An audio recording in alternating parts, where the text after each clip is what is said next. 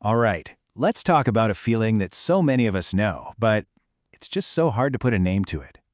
Today, we're going to reframe recovery. Let's stop thinking about it like it's some kind of race.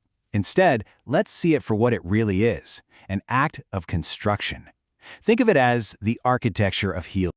Yeah, that's a heavy one, isn't it? You know that sinking feeling when you're scrolling online or just looking around and it seems like everyone is hitting these huge milestones and you feel stuck, like you're just trying to make it through the day. If that's you, I really want you to hear this. You are so not alone in feeling that way. And this right here, this quote, just gets to the absolute heart of it. It's not some loud public failure, right? It's a quiet ache. It's that voice inside your head when you see a friend's promotion on LinkedIn or a cousin's engagement photo, and you're just thinking, wow, my biggest win this week was actually getting out of bed. That's the feeling we're talking about. Okay, so let's really dig into this feeling, this quiet ache. It's a super common and, yeah, a really painful part of the journey for pretty much anyone navigating mental health stuff.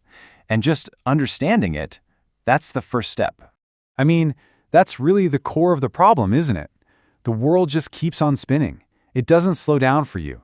It's got all the same demands, the same expectations for progress. But inside, you're on a totally different timeline. Your clock is set to healing and survival, not achievements and milestones. And look, this isn't just you feeling a certain way or some kind of failure of willpower. Nope. There's a real biological reason why that gap between your pace and the world's pace feels like a massive canyon. So what's actually happening inside your brain during these times? Well, it all comes down to this one core idea. Your brain has basically flipped a switch. It's shifted its main priority from success over to survival. And trust me, that one little shift, it changes absolutely everything. Okay, think of your brain like a really smart project manager. When things are going well, when everything's stable, it's putting all its resources into those growth projects. Career goals, learning new things, growing your social circle. But the second it detects a threat, and that could be burnout, trauma, depression, you name it, it hits the emergency brakes. It reroutes all the resources to the single most critical project on the board: internal security. And you can see here, it's like we have two completely different operating modes. On one side, you've got the success brain. That's the one society's always cheering for, right? It's all about ambition, goals, milestones. But then there's the survival brain, and its mission is totally different and way more urgent. Its job is to create safety, to make sure you get rest, and to allow for deep healing. The bottom line is, you just can't be chasing those external goals when your internal system is basically in lockdown emergency mode. Okay, so if we accept that our brain is in survival mode, how do we start to think about this time differently? How do we reframe it? Because this isn't about being slow, it's about being thorough. It's about rebuilding at the exact pace that your foundation needs. But that leads to the big question, right? If our brain is working so hard on all this internal stuff, why does it feel like we're making zero progress on the outside? Why does this whole process feel so painfully slow? And this is maybe the most important takeaway of all. You're not just patching a crack in the wall. A quick fix might look good for a little while, but it's not going to hold. No, what you're actually doing is the slow, messy, totally unglamorous, but absolutely essential work of digging up the entire old, shaky foundation and laying a brand new one, piece by piece.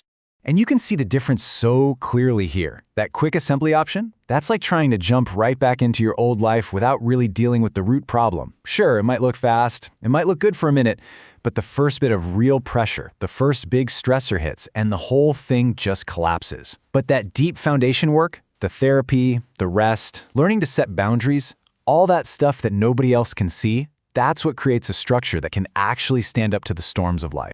Which brings us to the best part. The payoff. Because all of this slow, hard, invisible work, it is not for nothing. It is an investment. And it's one that pays off with incredible returns, creating something way stronger than what you had before. So let's be absolutely crystal clear about this. Every single day you spend putting your healing first, every time you choose rest instead of just pushing through, that is not a setback. That is not a step backward. It is a deliberate, powerful step toward building a more resilient and a more truly authentic you. And here's what that payoff actually looks like. The real, tangible results of doing that hard work. You don't just bounce back. No, you build a much deeper kind of resilience. You get this incredible clarity on what actually matters in your life. You learn, maybe for the first time, how to treat yourself with real compassion. And maybe the best part, you create a blueprint, a whole new toolkit that you can use anytime life throws a challenge your way. So I want to leave you with this one last thought to chew on. What if you reframed this whole story? What if you're not falling behind at all? What if this entire period of deep, quiet, internal work is actually you building a foundation for a life that is so uniquely yours, no one else could possibly live it? A foundation so solid and so authentic that it can support dreams you haven't even dreamed yet.